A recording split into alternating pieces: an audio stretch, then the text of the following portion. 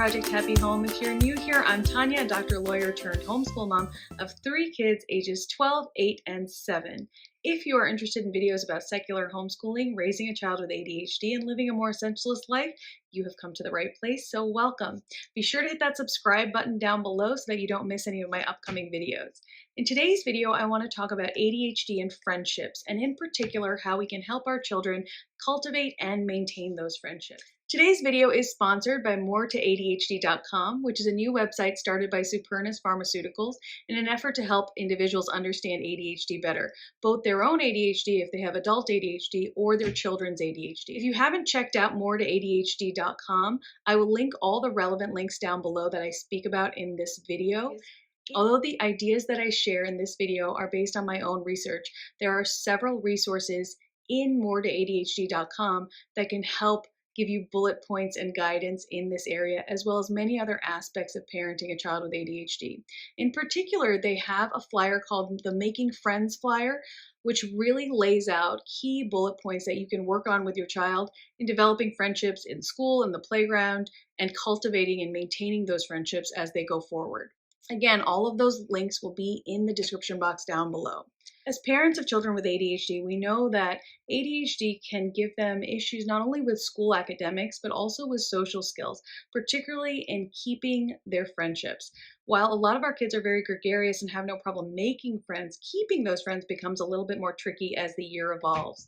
Partly because of issues of hyperactivity, impulsivity, mood regulation.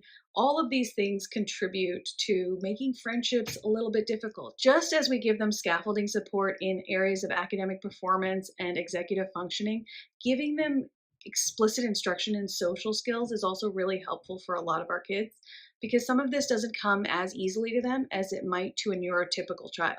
One of the main obstacles to making and keeping these friendships can be impulsivity control. That is the inability to think it through before you say something or do something. Another obstacle is the lack of executive functioning skills, the practicalities of taking somebody's number when you're at a birthday party or you meet them at the park, remembering someone's birthday, remembering what was important to them or their favorite things or their topics of conversation. So key skills like that can sometimes not be as obvious to our children as they might be to another child their age. In my mind, we can break down some of our scaffolding into 3 different sections. One of them is the physical, one of them is emotional, and one of them is mental. When it comes to physical scaffolding, I think that we're talking mainly about fueling the body so that it can perform optimally. When we fuel our bodies well and nutritiously, our brains work better. There's been several studies to suggest this, and I'm not talking about any particular diet here. I'm mainly talking about a well-balanced, nutritious meal. There have been studies to suggest that high-protein breakfast can improve your attention span throughout the day, so that might be something to try. Make sure the body is ready and well-fueled to make these friendships, to be cheerful, to be awake, to be alert. Give your kid the best chance of maintaining their attention span throughout the day as they talk to people. The other point I would say on the physical side of things is sleep. Sleep hygiene is really, really important to all of us, no matter what our age is, but it's especially important for children. I suggest observing your child and really starting out with an aim of 8 to 10 hours of sleep a day and seeing whether that improves the child's mood and ability to regulate their own emotions, etc.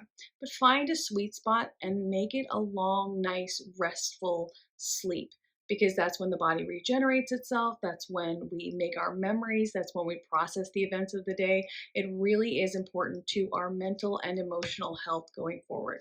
The next point that we can teach our children on the physical scaffolding side of things is personal hygiene. Now, I actually taught 7th grade for a couple of years, and I cannot tell you how many times I had to suggest gently to a child that they might want to improve their personal hygiene. Kids are often unforgiving of things like this, and I suggest strongly that you equip your child with everything they need to wash themselves well, clean themselves well, use deodorant when they get old enough, etc. Make sure they're brushing their teeth. All of these little things that we've been teaching them as they get older, all of that is important as they enter a social network without us, right? In school, they're on their own. They don't have their mom or dad to wipe off their face after a meal or to clean up their hands after they dig in the dirt or any of those things. So little things like that are important to teach children. People make judgments based on your personal hygiene. They do. The way you smell, the way you look, the way you eat. And all of these things are things that we can work on with our child so that they're not disadvantaged in this way. The next prong of scaffolding would be emotional scaffolding. And the first part of that is teaching our children to listen, to converse well, which is not only about talking, but also about listening. So some of the things you can do with your child is, one, when you're having a conversation with them, you can encourage them to occasionally repeat back to the speaker what they just said. Oh, you were just talking about your vacation, and then add a question about that vacation. Or, oh, you were just talking about how your homework was tough. Like, what about it was tough? This is tough for me. The idea of repeating back gives your child that reminder, oh, I need to be listening. Because sometimes, especially with creative neurodivergent brains, they are on to their next thought. They are on to the next thing that they want to talk about. But as we all know, it's really important to listen when we're creating friendships. It's important to mirror back to the person we're talking to that we are listening, that we're interested in what they're saying.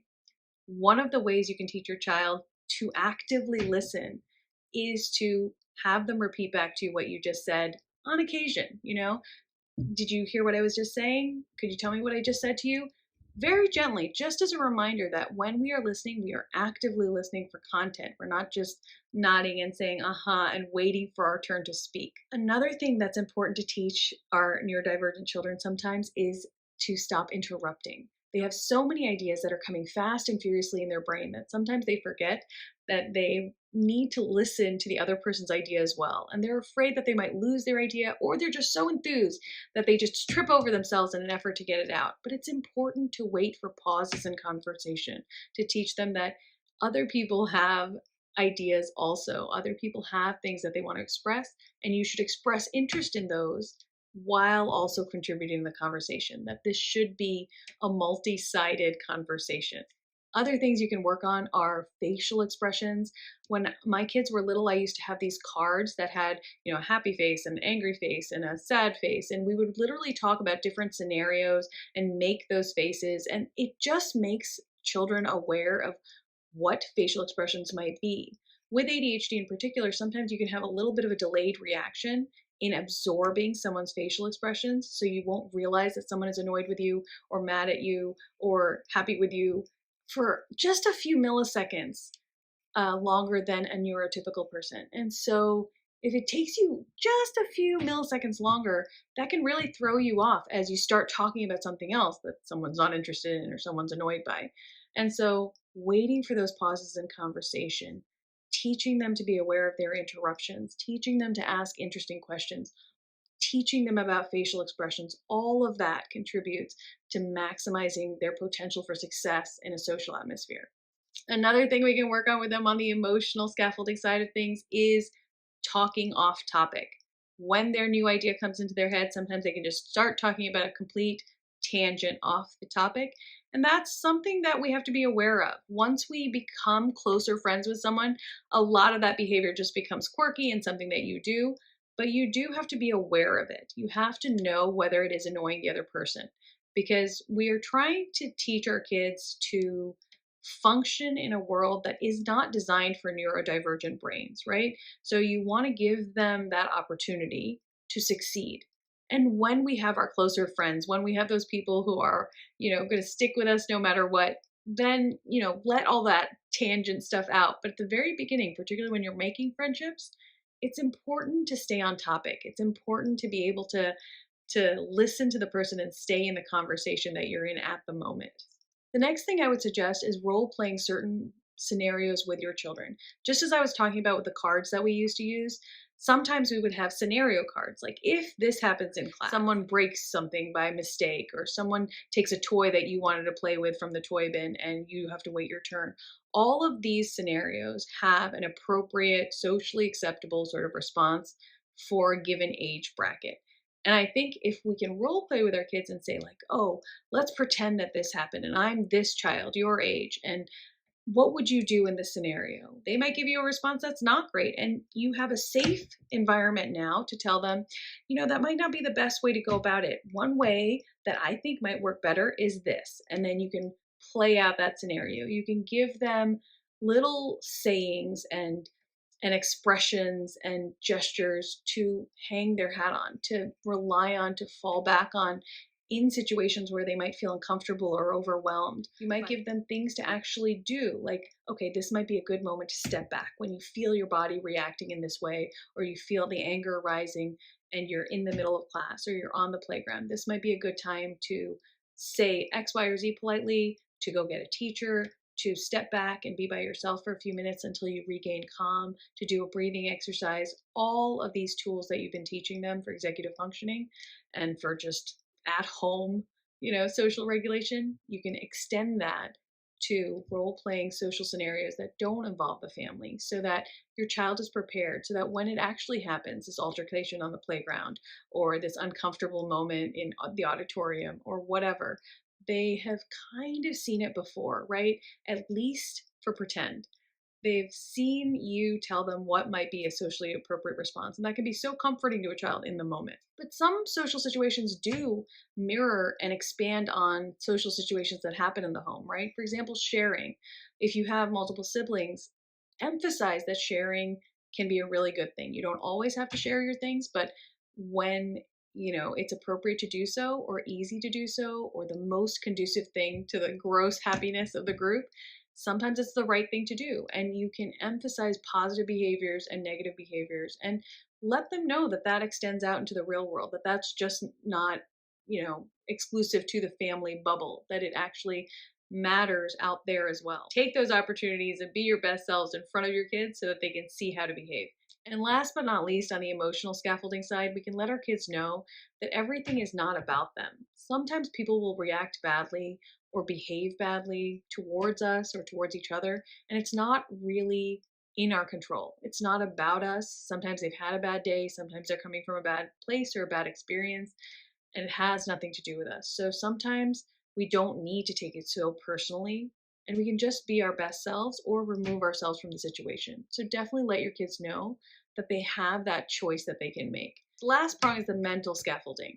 These are the practicalities, the things that we have to teach them to remember. So a really simple mental scaffolding tip is to teach your kids to get contact information. When you meet someone at school or when you meet someone at the park or down the street that you want to be friends with, try to teach them to remember to get their contact info. Because as we all know, as parents of neurodivergent kids, it's hard sometimes to find close relationships for your kids. And when they do really connect with someone at the park or someone at a play date and they never actually get that child's information, and you had no idea, and they just run over and say, I had the best time with so and so, you're left with this feeling like, oh, I wish we knew so and so so that we could continue to have those good times.